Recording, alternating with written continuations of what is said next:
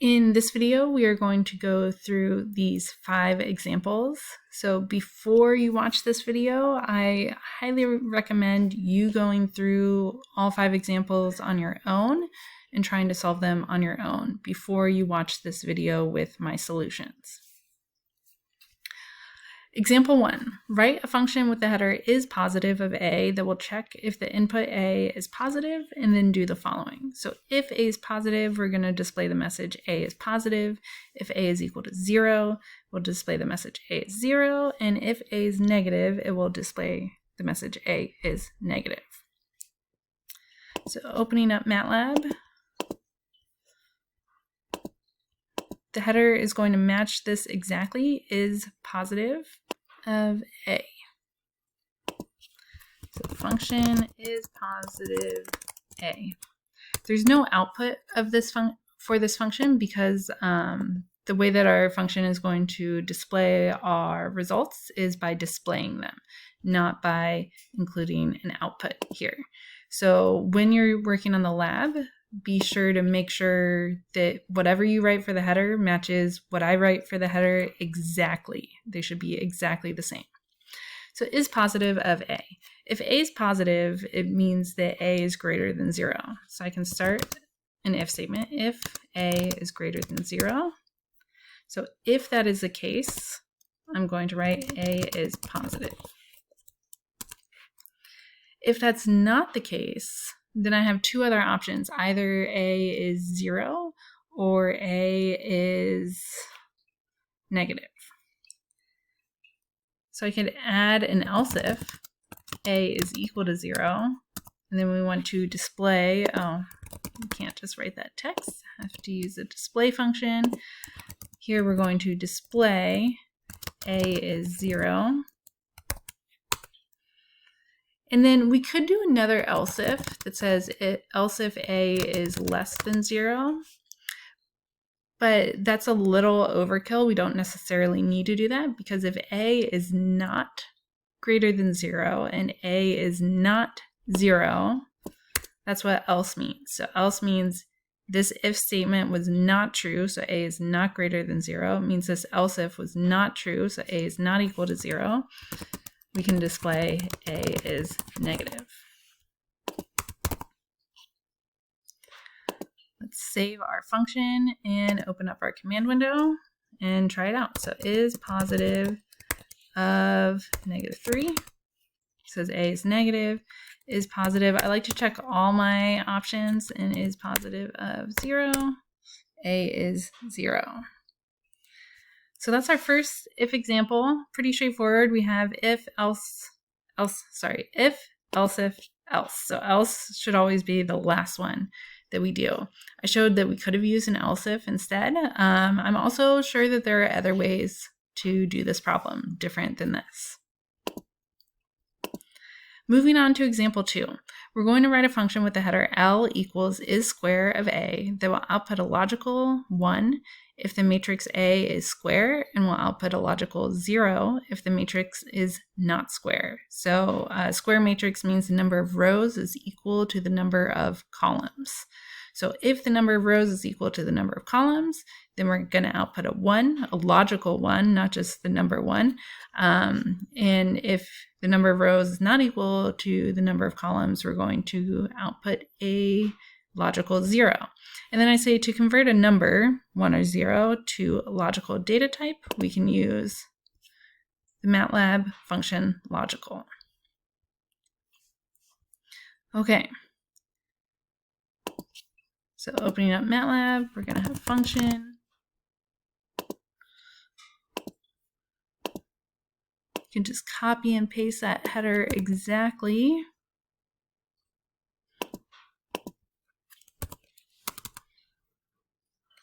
So in order to determine if the number of rows of A is equal to the number of columns of A, I first need to figure out how many rows and how many columns are in A.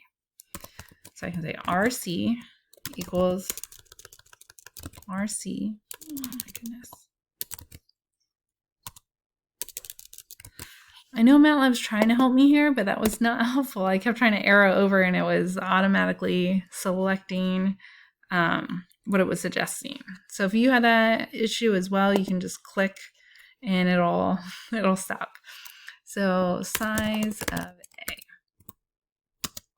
So the number of rows is going to be stored in R, and the number of columns is going to be stored in C. Remember, that's how the size function works. If you have questions about that, look at the previous module. So if R is equal to C, remember to check if something's equal, we use two equal signs. So if R is equal to C, then our matrix is squared. And we want to output the logical value 1. So L is going to be logical 1.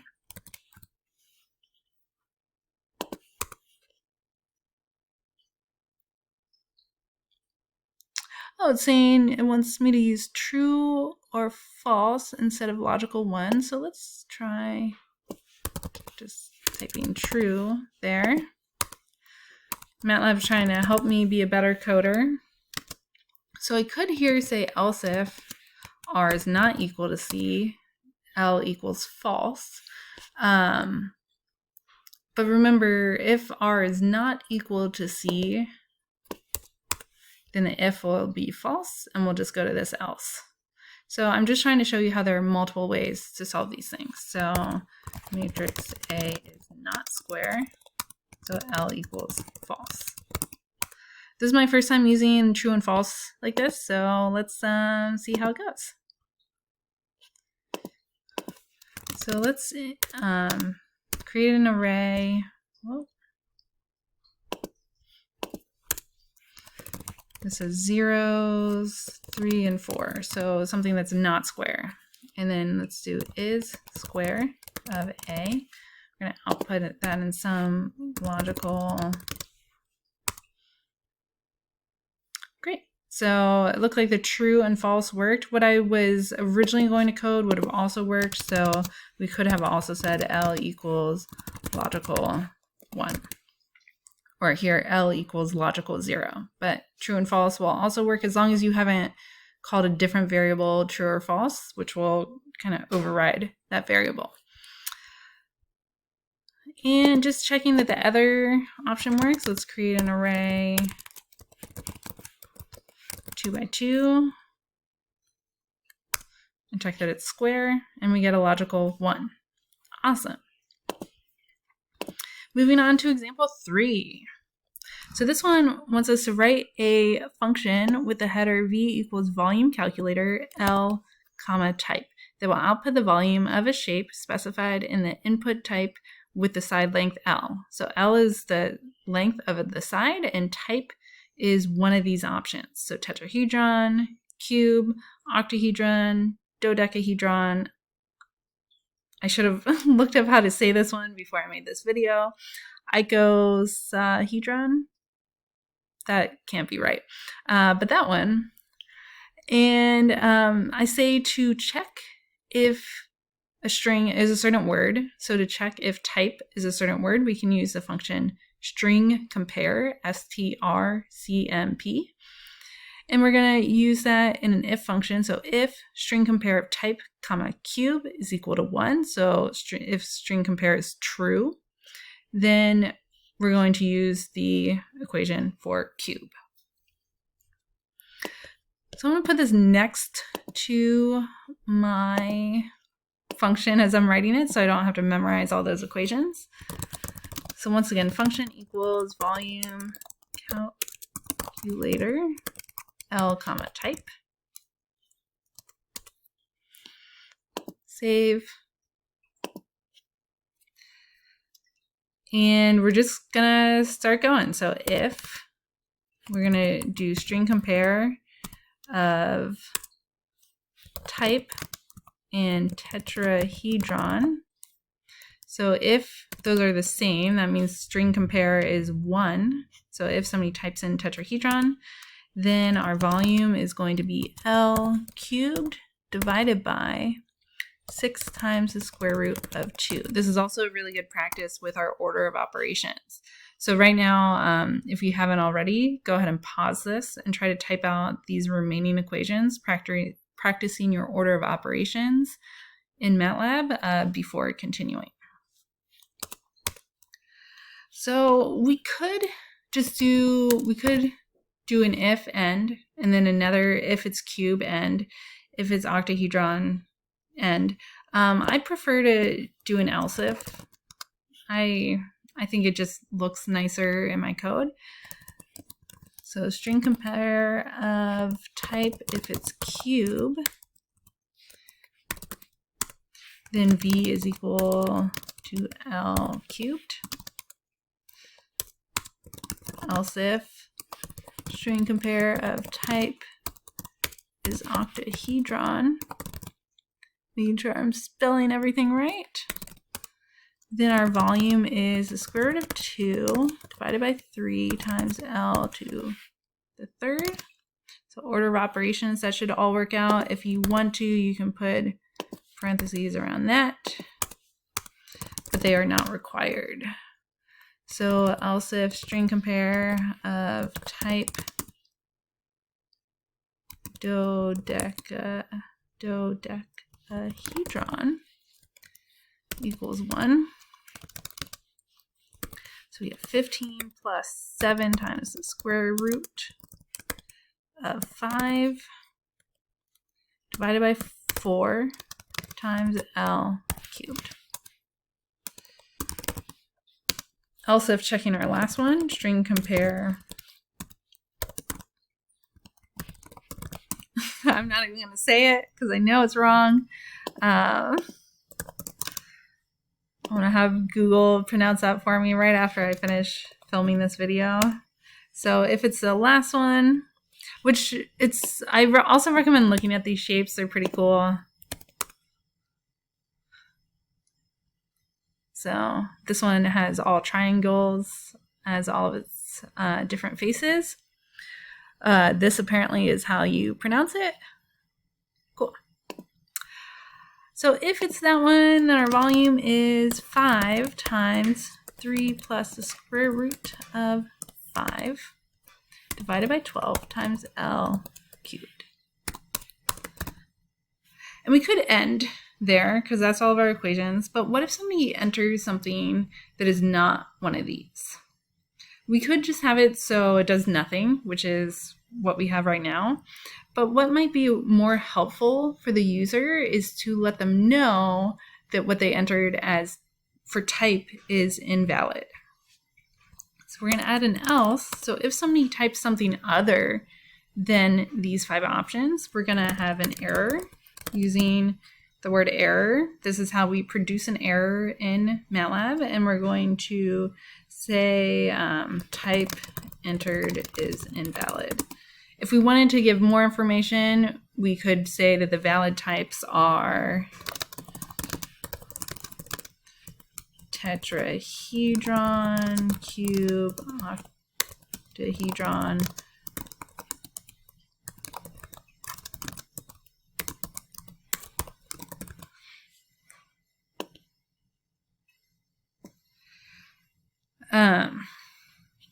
because if they get this error, it's probably because they had a typo where they typed something wrong.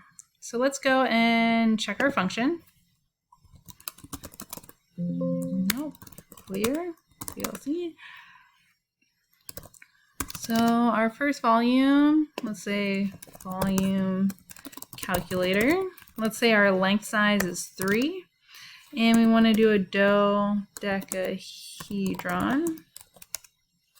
Then that's our volume. So your answer should match that. Let's say I was typing this in and I accidentally have a typo. Then I'm going to get this error that the type entered is invalid. Valid types are tetrahedron, cube, octahedron, dodecahedron, and that last one. Let's just check one of the other ones. Cube, and so on. So you can check the other ones, make sure they all work, but I'm pretty confident in that one. So I'm going to move on to example 4. So example 4, we're going to calculate the determinant which if you have not taken linear algebra, which is a lot of you, and that's okay, you don't need to know linear algebra to take this class. A determinant is a calculation we can perform on a matrix. And the determinant of a 2x2 matrix and a 3x3 matrix follows these really nice equations that I've written out for you. So essentially, even if we don't know what a determinant is, what we're going to be coding are these two equations here based on those matrices. And you can see the equations are different depending on if the array is 2x2 or if it's 3x3. So we're going to calculate the determinant. I say do not use the built-in determinant function. I know that that determinant function exists, but we're not going to use it because the point here is to teach us the methods behind coding. And if it's not 2x2 or 3x3, your function should produce an error. So starting how we start every single function.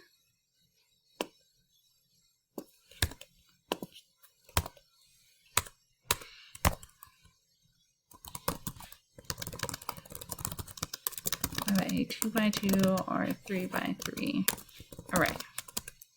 So let's start by figuring out if it's 2x2 or 3x3. So I'm going to say RC is the size of A. So we're calculating the number of rows in columns in A. We have options here for how we could do this. There are so many different ways to do this. One way is to say if R is equal to 2 and C is equal to 2, and then we're going to code there, else if R is equal to 3 and C is equal to 3, and then else we're going to have our error end. So that's one way we could do this. And that's the way I'm going to end up doing it, but I just want to show you. We could also say maybe if R is equal to C. And then we could say if R is equal to 2, then C is also 2 because we just said R and C are equal. So C is also 2. So A is a 2x2. And then else if R is equal, let's be an equals to 3. Then this means C is also 3. So A is 3x3. and then we could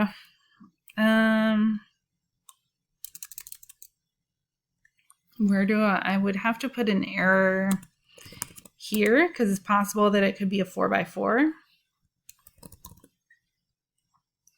And then I would also have to put an error here because it's possible that it's not squared. And maybe those errors are different. So we could say this function only works for a 2x2 or 3x3. And then here we could say input must be a square matrix, 2x2 or 3x3. Because this error means that whoever input it, R and C are not equal. Whereas here, if we get to this error, it means R and C are equal, but it's not a 2x2. It's not a 3x3.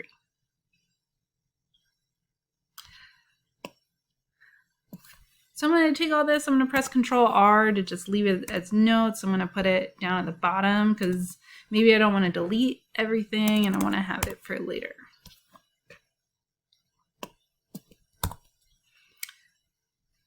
So Control R will turn everything into a comment, or you can just press the little comment button right up there. So if R is equal to 2 and C is equal to 2, then it's a 2x2 array, and I want to use the equation here. So A times D minus B times C. So I could create those variables, but instead A is basically big A 1, 1. So our determinant is equal to A11 times D is in the second row, second column, so A22 minus B, first row, second column, so A12 times A, second row, first column.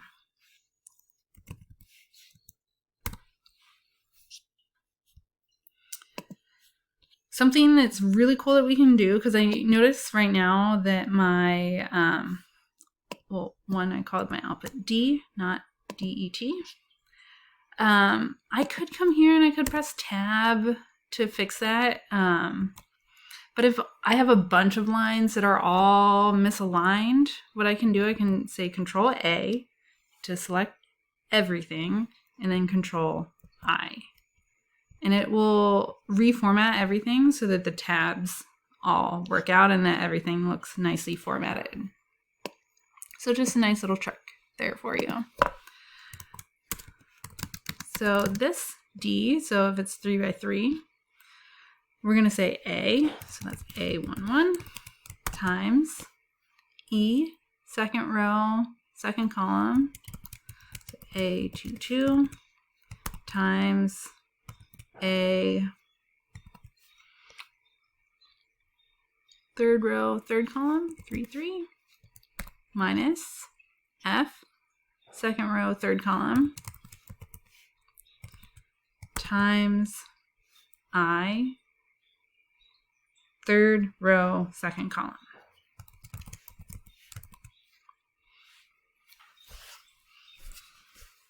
And then I can see that my equation is going to get very big. That's not exactly what I wanted to do. So our next one is going to be B, so A,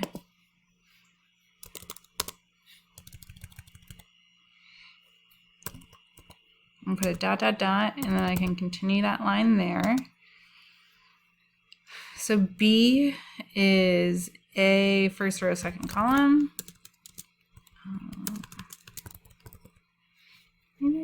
Oh my goodness, I always mess up the dot, dot, dot. So scratch that. So I'm going to say minus B. So that's A, first row, second column, times A, so D is second row, first column, times A, J, so third row, third column, minus A, F, so second row, third column, times H, third row, first column. And then plus the last one, A is first row, third column.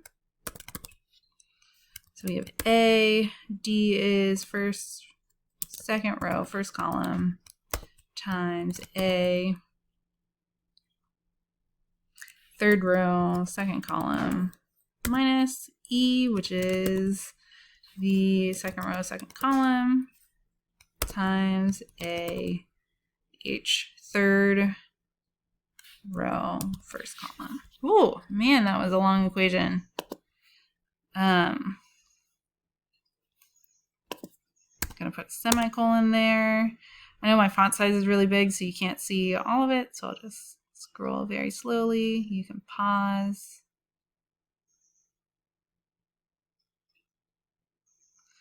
Okay, so else we're gonna have an error that says that input A must be a 2 by 2 or 3 by 3 array.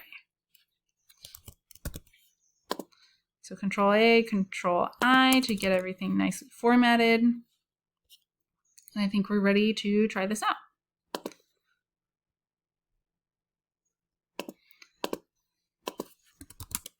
So let's say A is 1, 2, 3, 4. And then we're going to have B is 1, 2, 3, 5, 1, 3, 9, 8, 2.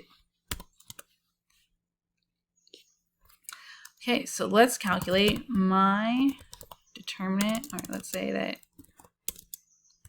D is equal to my determinant of A. We get -2. Let's check with the built-in MATLAB function. It's correct. Awesome. Let's do the same for D equals my determinant of B. And then let's calculate, this is moment of truth, the determinant of B. So we have 105 and 105. Perfect. So that was example 4. Now we're ready for the 5th example. So we're going to write a function with the header line fizzbuzz underscore if n, where n is any positive integer, and the code displays the following. So if n is divisible by 3, we're going to display fizz. If n is divisible by 5, we're going to do fizz, or we're going to do buzz. If it's divisible by 3 and 5, we're going to do fizzbuzz. And then if n is not divisible by 3 or 5, the code displays the number n.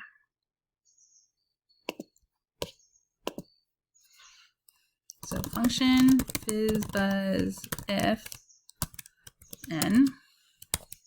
So if n divisible by 3, we do fizz. If n divisible by 5, we do buzz. If n divisible by 3 and 5, we do fizzbuzz, and otherwise n.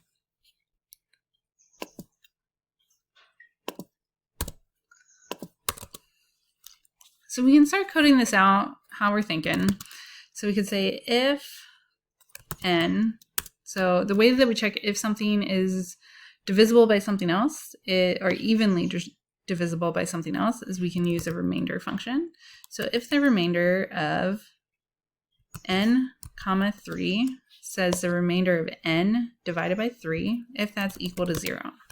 So if the remainder of n divided by 3 is 0. So if, in other words, if n is evenly divisible by 3. Then let's display fizz. Nope. Else if, let's check if the remainder of n comma 5 is equal to 0. Then we're going to display buzz. And then let's check if they're both. So if the remainder of n comma 3 equals 0, and the remainder of n comma 5 equals 0, then we're going to display fizzbuzz. So right here we have a logic error. Or let's just finish it with our else. But we have a logic error in our if statement. We can show that we have a logic error, and I intentionally coded it this way because this is a logic error that a lot of people make when they first code this. So let's see what happens when we do fizzbuzz if of 30. So 30 is divisible both by 3 and 5, so we should get fizzbuzz, but instead we get fizz. So looking back at our code, we get fizz because we get to this first if statement and it's true, so we display fizz. Once an if statement's true, we don't check anything that comes after that. So if the if is true, we do not check the else if, we do not check the next else if, and we do not go to else. So an if statement, basically you go until something's true or you get to the else, and then it ends. So because this is true, we never get down here. So for our if statement, we should first check the most restrictive thing. Is it divisible both by 3 and 5? So let's change this to our if statement. And then if it's not divisible by 3 and 5, then we're going to say, well, is it just divisible by 3?